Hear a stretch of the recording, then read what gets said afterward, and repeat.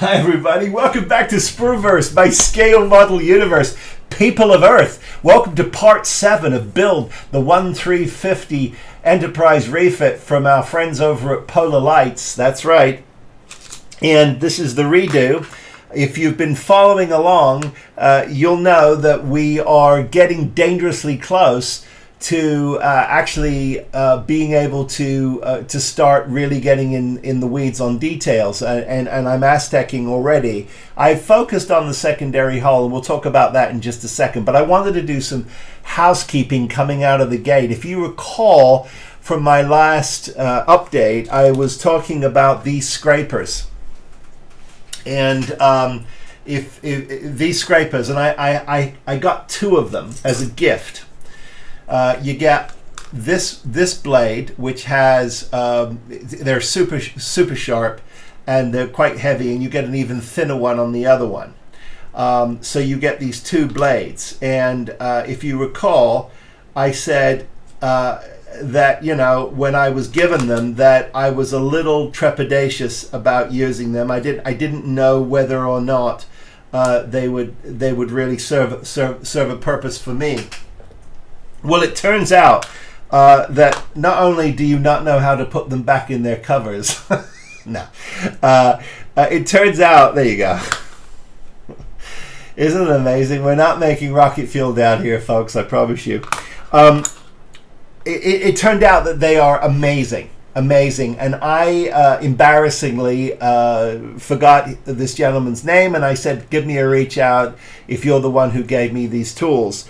And of course he did. His name's Bob, and I'm not going to share his last name with you because I don't know if he would want me to or not. But his name is Bob. He's a subscriber. He's an absolute gentleman for doing this. And now I realize that he had an agenda. He wanted to give me something that he genuinely believed in, clearly, and thought was a great tool. At the time, I wasn't really paying attention, and we didn't get a chance to really sort of dig into the tools. But it was great to meet him. I do remember him. And Bob, I just want to say bless you. You are awesome. I wanted to say thank you for turning me on to these. I wish I could take credit for them, but I can't. But I will take credit for using them because I am. And if you saw me scraping the saucer on this thing of beauty, what a difference it makes in terms of cleaning it up. Don't spend the rest of your life puttying and sanding when you can really do a nice number with these scrapers. They make all the difference in the world, and the finish is far superior to anything you would get if you're sitting there puttying and scraping and sanding. My opinion, of course, but I just wanted to share that with you because, as you know, I do like to consider myself a bit of a test kitchen, and you know, if you are fortunate enough to be one of my subscribers, then you'll know that you can be subjected, I should say, to extremely marginal hobby advice. Very marginal, but you will get it once in a while here. Okay. So that was a big thank you for the scrapers. But before I move on from the scrapers, I did want to read a portion of his email to me because I think it'll be useful to you. He said, yes, I'm the one who gave you the scrapers at Wonderfest. He said, I'm glad you found them useful. Boy, useful's not the word, Bob. That they are really something everybody should have in their kit, in my opinion. They are trumpeter master tools. They're great for all types of scraping. I use them for removing mold lines from parts. They work great on cast resin along with 3D printed resin. He actually reminded me that he did the Star Wars Bad Batch Marauder as a Klingon bird of prey, along with the 2 Maschinen Kriegen kits that were on display at Wonderfest. Beautiful. He's really talented. And he just goes on to say thank you. He tells me that he also is going to give the curing the light curing putty, the resin putty that I recommended a try. So I'm thrilled for that. So anyway, I just wanted to give props to Bob and thank him. The second thing that happened was as I was sort of working on the wiring system for this, it struck me that when I'm getting ready to put my nacelles on finally, I really didn't want to struggle with having them dangling while I sort of go about trying to wire these up and solder them. I thought there must be a simpler sort of plug and play way to go.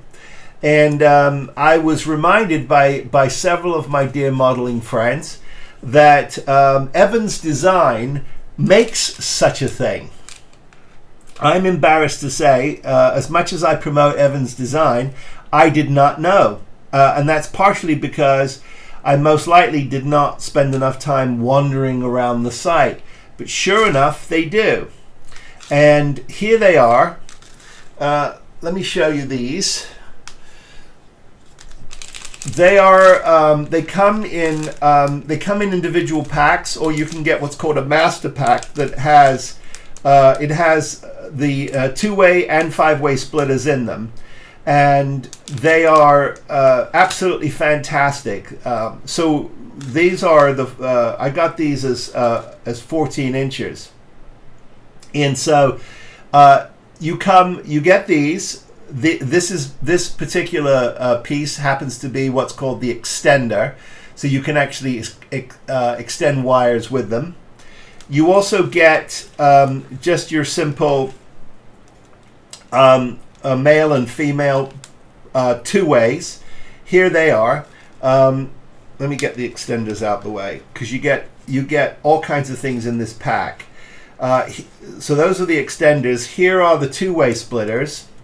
Those are the female. Here are the male. And I got mine on 14-inch wires. You can get these on 8-inch as well if you want. So you would wire these up, right? So I'm going to be using a five-way on these pylons. But you would wire these up. Your red is obviously your positive. And so all your positives get bundled together on one onto the one lead, which is fine. And then your black is your negative. And as we know on the Tenor Controls board, the negative end of the business end of your kit, all the negatives go to the various different connecting points, because that's what's controlling your effect. So you wire all these up, though the idea here is, for me, is what I'm going to do is I'm going to have male and female connected here, nacelle to pylon, right? And so when I'm ready to attach everything, I'm going to simply just take one end and to the other. Now you got to make sure, obviously, you've got positive to positive, negative to negative, otherwise the bloody thing won't work. And then you give them a push and you feel a click. Now I'm tugging on this, guys, and that's not coming out, so you don't run the risk of losing a connection. The quality of this is exceptional, and I have to pull really hard to get those to separate. That to me tells me I've got a quality product. Now I have got not only my two-way splitter, and I've got 4 single connector pairs, and then I have a 5-way, and that 5-way is what I think I'm going to be able to use on the pylon. That just simply means that instead of having 6 wires, 5 or 6 wires to plug in, I'll only have just the one connection, and I'm off to the races. What a difference that's going to make when it comes to actually finally connecting my pylon to my nacelle. I'm really happy about that. Really happy about that. So again, Evans Design. Here's the master pack one more time for all of you who want to. This is what it looks like. You can find it on their website, and it's a great idea. Now you don't have to get the whole pack. They come as individual pieces as well if you just want 1 or 2 pieces. But I think if you do the math, you get a better deal if you buy the master pack. Okay, so I have been working very hard on my secondary hull and pylons. I've got most, well, I do. I obviously, as you know, if you've been following me on Instagram, you'll know I've been posting some very detailed pictures about the strong back. That's all in. And I have been putting down my first layer of Aztecs. Now, I got a couple of people saying, hey, you know, because bless their hearts, there's a few of you who like to zoom all the way in on the picture and get as close as you can, you know, like 2 inches away. And so for those of you who are looking at this model from under a microscope, yes, what I do is I get my darkest coat on, so it's sort of on where I want it to be. Once that's on, I take my 1000 grit sponge and I take it down so I don't have that build up, that look of build up. So I take all that down, and then what I'm doing is I'm doing a complete blending coat with the Comart opaque white. Now this stuff is golden. It comes in all different colors. There's a lot of you out there, including the great Lou Del Meso, who use the smoke for all kinds of effects, and that works really well for adding dirt to starships and that sort of a thing. But the white, because of the way this is formulated, you can really mist this on, and you get a lovely soft coat. I find this to be a lot more forgiving than any other paint I put through my brush, even if you thin them. There's all kinds of ways to do this, and every single one of us has our paint that we like, our formulas that we like, our thinners that we like. So I'm not going to sit here and tell you this is the best and there's nothing better, because that would just be wrong and not cool. But I can only tell you what I do, and when I have a positive or a negative result, I like to share it with you. So that's what I'm doing to blend it all back, and then I will be finishing with my with my sort of my shimmering effect too. Now this time around, I'm going to be using the Vallejo shifters. I'm not going to be using the taxidermy paints. I'll tell you why. The taxidermy paints are fantastic, but boy, are they just, you know, I found you can't leave them sitting for too long. You can thin them out and you can do all kinds of things, but at the end of the day, the reality is as they get older, they do start to break down and get a little gummy. And I just, you know, I can't be gumming up 5 airbrushes. So I'm going to try my shapeshifters, and I think I'll do fine with them. Just light coats, and that'll be it. And then when everything is set, obviously it'll get a clear coat ready for decals. Lots of details, really lots of details. I mean, I could spend hours on the details, and have been, you know. But I think it's paying off, and you know. At the end of the day, there's only one of these, right? Life happens when you're making Spruverse shows. That was Mrs. Spruverse saying hello. She just landed in London, so I'm glad she's safe. Okay, so yeah, I'm going to be using the shifters, and I've had some good luck with them, and I like them. So we're going to be putting those on these, as I said. Okay, so I'm... the next thing I'm going to be tackling actually is my my fantail and my Shuttle Bay landing deck. I got a little schmutz on it. Wasn't happy with it. I wanted it to be a little cleaner. Now I am having my doors half closed. Just because I want to see more of the door, you know. It's like I don't want the Shuttle Bay closed off for obvious reasons. I don't want a piece that you pull on and take off and pull on, because it drops, it falls, it gets lost.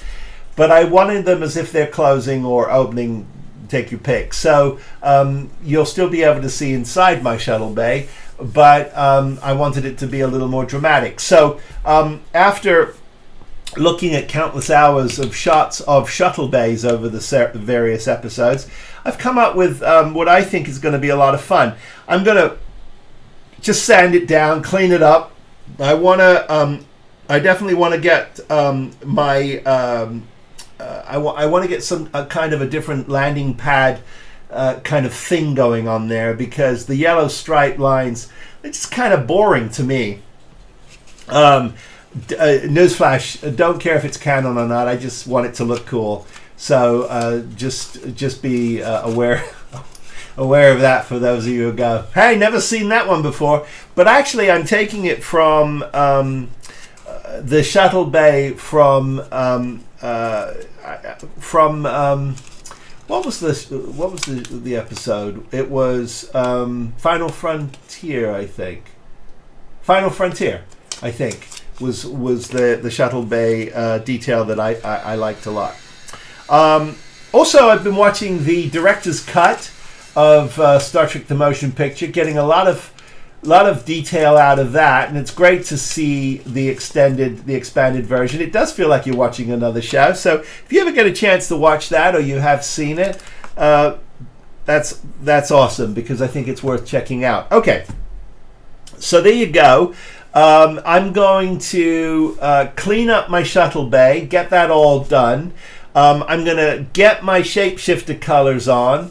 And I'm going to try and start finishing some of the details on this shuttle bay, and we'll come back and take a look at it when I'm a little closer. Okay, for you that'll be a nanosecond. For me, it could be the next 3 years. Stick around. Jumping in for just a second here, because I wanted to just sort of get you updated on some progress, really. So the secondary hull is basically done. I've got my little doors to put in here, like this. They'll go on in each side, and I can probably actually attach those now if I wanted to. But I've got to just stick in some last minute details. But I just wanted to sort of get this in here and show you. That's kind of the finished look to it. Half open, half closed, and I'm pretty happy with that. And I've got some nice details on those.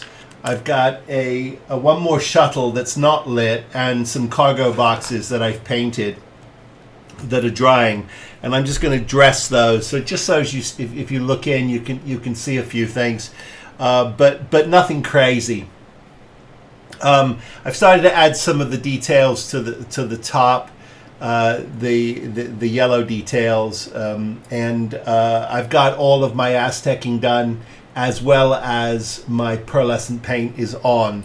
It's not just on the pylons; it's everywhere. So other than decals, we're down to the nitty gritty. Now I've now added my connectors to the pylons, and boy am I glad I did. So that took a few hours to get everything sort of relabeled and ready to go.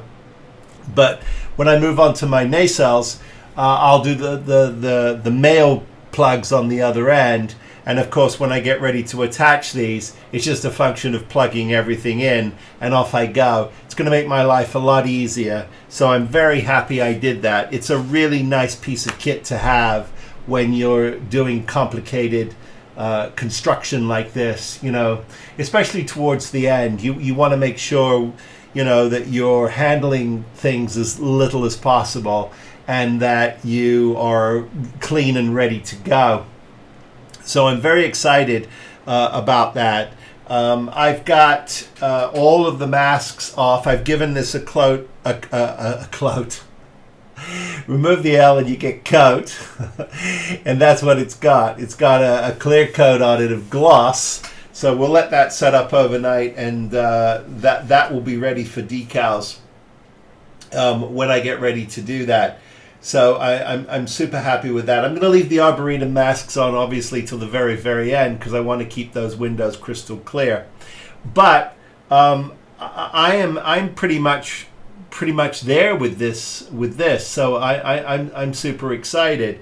I'm now going to move on to, well, I'm going to give the nacelles tonight. I'm going to give them a coat of just a coat of the white now to get them ready to go, and I'll let those dry overnight, and then tomorrow we will plow on with we'll move over to the saucer, getting some of the paint details on the AB deck, and then starting to get ready to Aztec that. So lots of progress, lots and lots of progress. But yeah, again, you know, Bob, thank you for your suggestion and your kind gift. Obviously, Evan's Design for their plug and play connectors. That's really a lot of fun. And of course, the Comart line of paints, which are wonderful for softening back things. Really happy with those. So lots of things that we're learning, and lots of things that are progressing. So I'm going to set this aside. It's nighttime now, so I'm going to set this aside. As I said, get a quick coat of the white primer back on the nacelles, so they're ready to go tomorrow, and I can dive into getting those Aztec when we're ready. But I think in the next segment we'll take a quick look at where we are with the saucer before we move on to the nacelles. And then, you know, it's one of those things where you turn around and the next thing you know, the whole thing is together. I must say, though, at this point, even though I've been testing everything all the way along, once you get to final connections, that's when you pray that you've not shorted something, you've not missed a wire, you've not crossed a wire. I've caught a couple of those things, and I'm glad I have. But it's you know, it's gnarly time when you start having to when you get down to final connections. Okay, next segment we'll do the saucer. One of the things I keep promising myself I'm not going to do, and I keep doing it, is thinking ahead and thinking, what am I going to show you next? I shouldn't be doing that. I've got to learn to stop, because I get into the weeds on something and then I think to myself, you know what, it's worth covering it. Some things I think, well, they're not going to care, or they know that, or whatever, and it's a terrible habit. I got to stop it. I got to just kind of record the process, you know, and get on with it. Okay, so the secondary hull is drying right now. It's got a couple of coats of clear gloss on it. It's ready for decals. Everything on it is it's basically done. There might be a little tweak here and there, but for the most part it's done. I can move on. And so before I dive into the saucer, which I know I said I was going to do, I just wanted to stop quickly and say a little bit about these nacelles. Now everything has got now, after my sort of base coat of the insignia, which is quite gray, I now coat my ship in the in the primer white from Tamiya. This is their basic primer white. Now the reason why I do that is because what's going to happen now, of course, is once I've got the electronics sorted on these nacelles, because I'm going plug and play, as we know, then I'm going to go to Aztecing this. And what I've found is, well, and I've got to paint it, obviously, I've got all the details to paint. But what I found with this white is it's a nice color for me to go to other sort of shades of white with. And then ultimately, when you hit this with a clear, it changes its coloration just a little bit. And of course, because I'm putting the primer over the insignia, it does slightly change its warmth.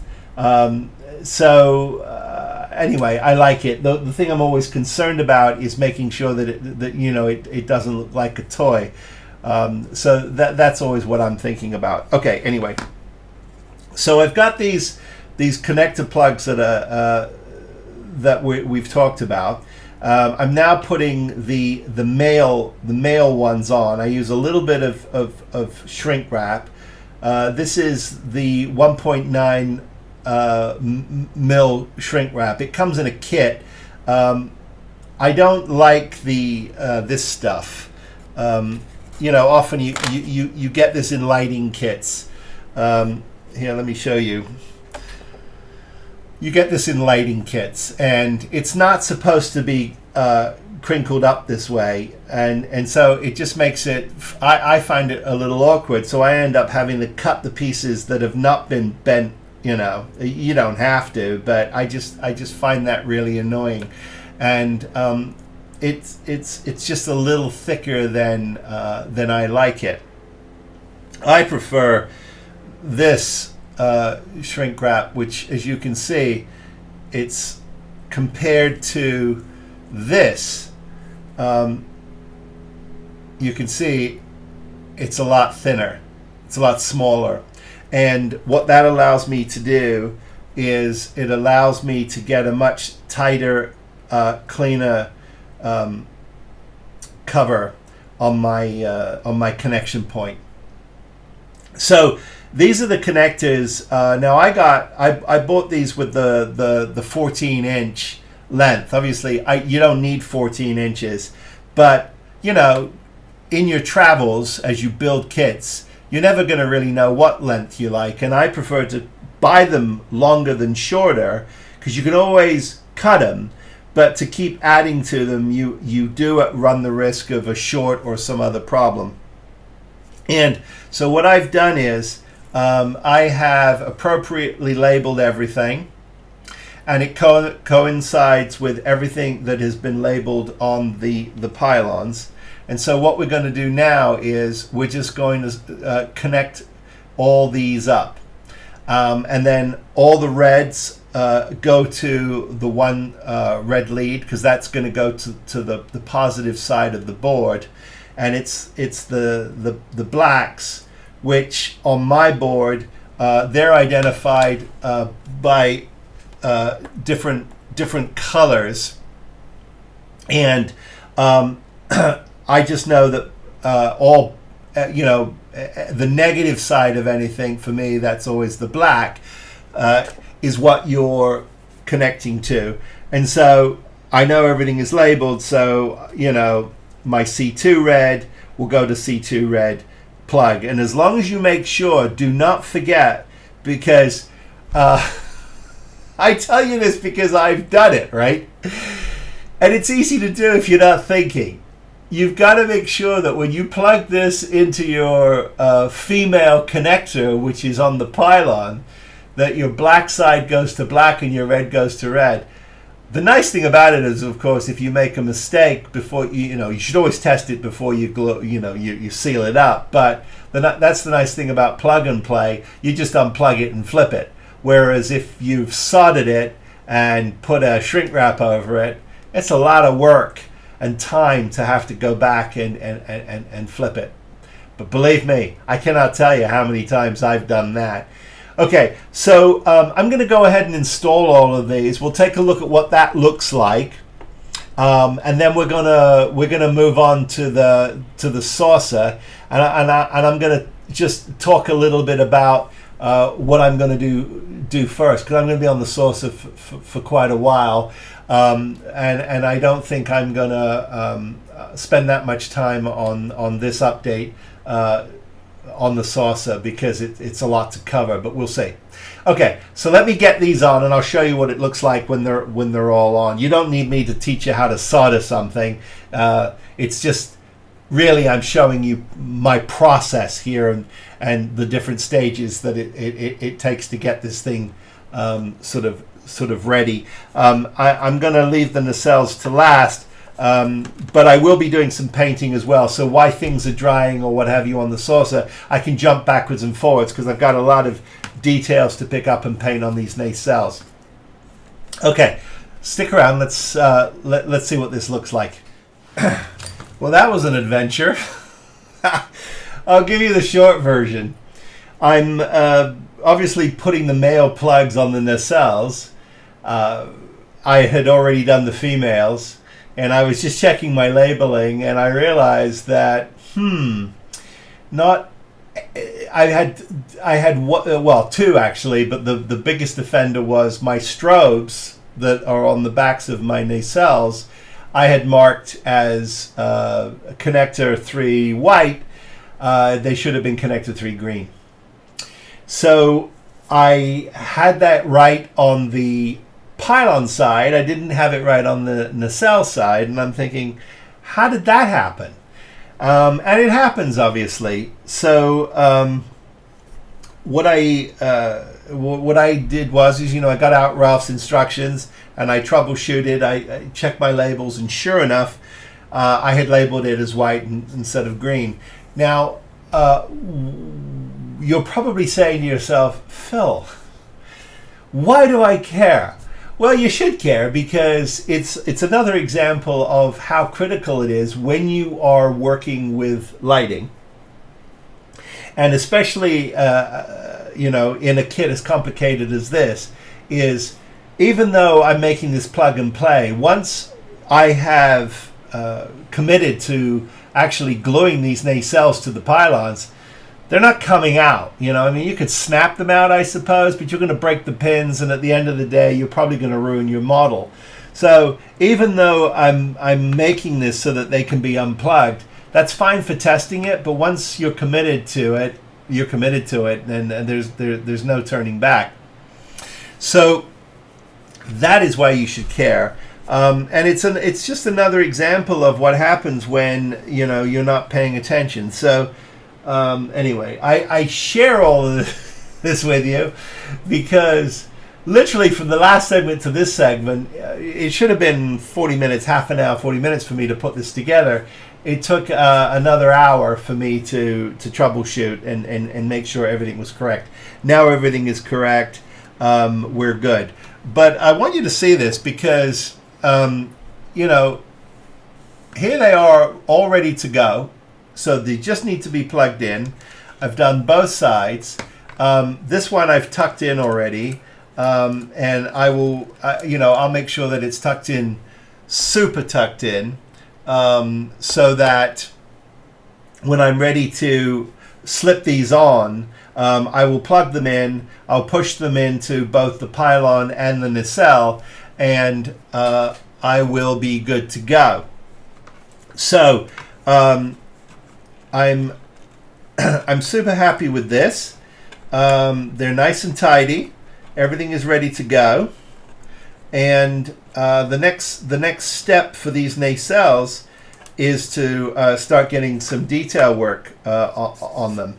I'll start with obviously my duck egg bluish trim here that I've got to put on. And then on the front here, I've got to obviously get these painted black or a dark gray, depending on what trips you trigger. These are copper, and there's blue on the insides of these. And then the next thing these will need is Aztecing. So they are ready to go. I'm thrilled I did this because it's going to make my life a lot easier. It won't make a lot of difference anywhere else on the model. You could do it down you could do it down, I suppose, in the where all your wires go, into the secondary hole, and then they go into the base. But I think that what I'm going to do there is just make sure on my final connections everything gets tested. I'll watch everything light up.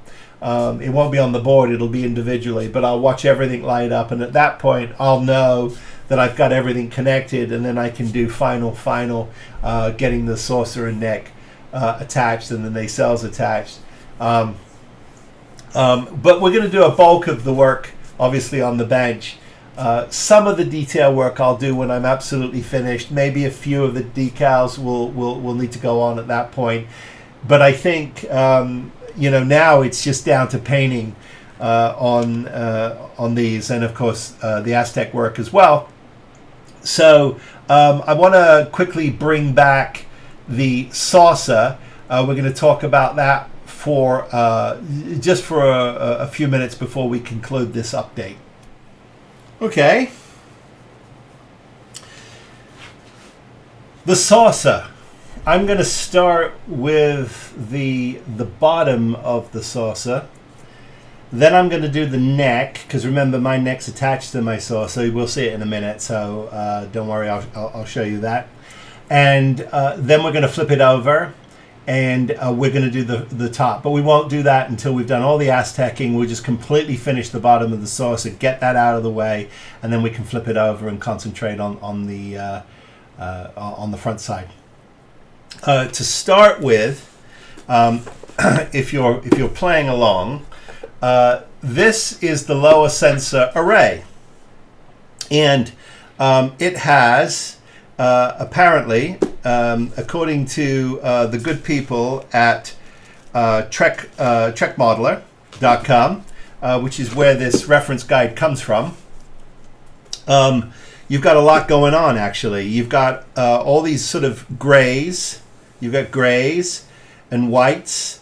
You've got your blue, your in the center here, and then you've got iridescent colors, which you're supposed to hit this with as well.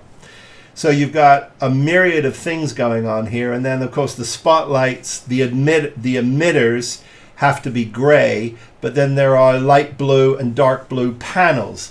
It's a lot. I mean, there's an awful lot going on there, but and you're not going to see a lot of it.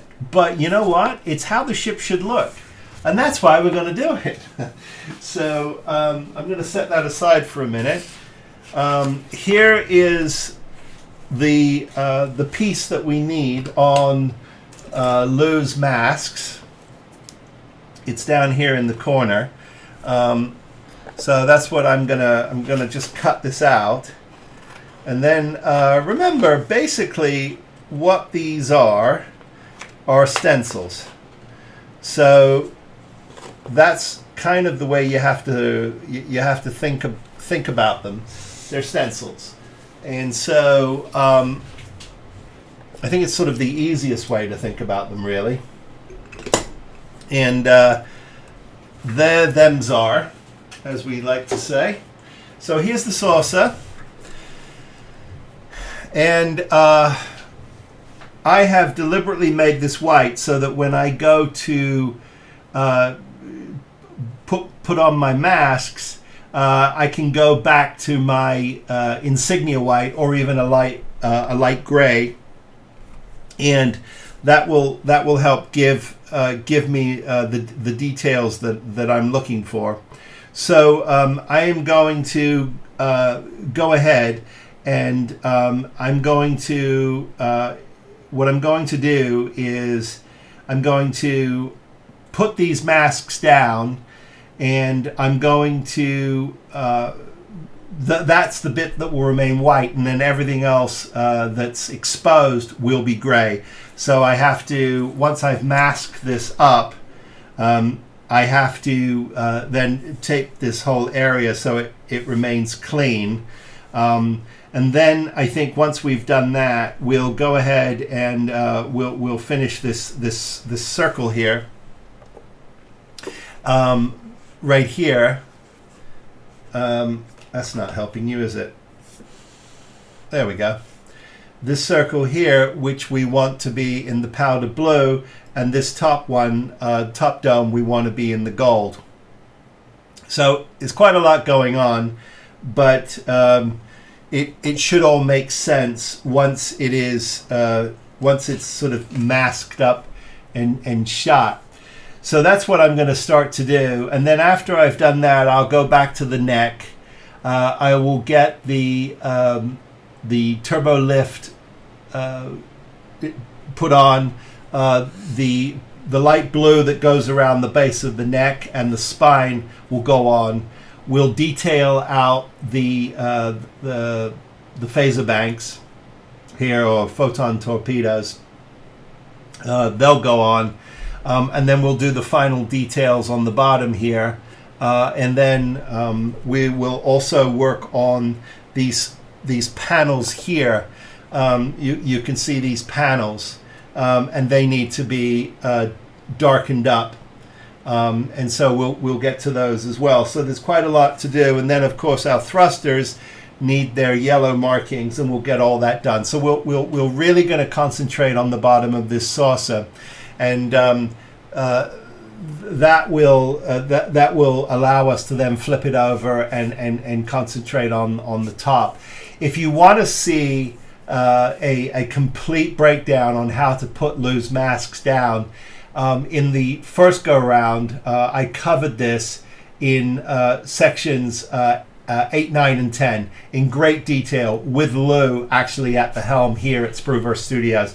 So go back and look at those. They're really helpful, and it'll show you those steps. If you need even more instruction, go to Aztec Dummies YouTube channel, and Lou has in the past done an entire tutorial on his mask. So there's plenty of information there for you to learn how to do this step by step by step.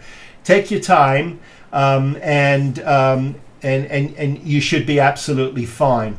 So what I'm going to do now is I'm going to start chipping away at this, and then in the next update, we'll take a look at the finished bottom before we move on, so you can see this is the before. Here's the before, and we'll do an after in the next update.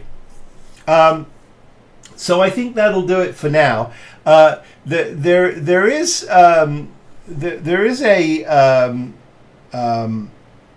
a company out there called Spray Gunner, and there's an airbrush that has its own onboard compressor. It's a little tank. I'm sure a lot of you have seen it or know about it. I knew about it, but I wanted to get it here into the studio, and I thought we might play around with it on the model a little bit, and see how we do. Because as you know, I like to sometimes think of myself as a test kitchen, and I know what you're saying, Phil, why in God's name would you try that on this? Well, I'm not going to be doing that blindly. I'm going to test it first, make sure it's working, and then I'm going to go ahead and use it. The reason why I'm intrigued with this is because sometimes I have to go out of the studio outside, and I would like to sometimes be able to do a little airbrushing out there. Now I could run 50 feet of hose, but this is, for just some small details or something, this could be perfect. So it's something I've been thinking about for a while. So I'll share that with you in the next update, and we'll see how we do. Okay, so that is it for this update, number 7. Thank you for following along on this journey. If you have any questions, comments, concerns, complaints, drop me a line, sprueverse@gmail.com. Follow my In the Weeds posts on Instagram. I'm at Sprueverse. Once in a while I'll go on to Threads, but don't hold your breath. I don't know. I'm not great with Facebook either. I apologize. I'm really just and TikTok as well. I've tried once in a while, but oi. So I think it's enough for me just with my channel and with Instagram. But hey, I'm trying to be socially media savvy. Anyway, please don't forget to like and subscribe. Click that button to remind you of upcoming episodes. Tell your friends, get them to subscribe. We are we are warp speed heading towards 5,000 subscribers, and that would mean an awful lot to me and of course to the channel. So as always, please, I wish all of you be safe, be well, build something, and I'll see you next time. Take care, everybody.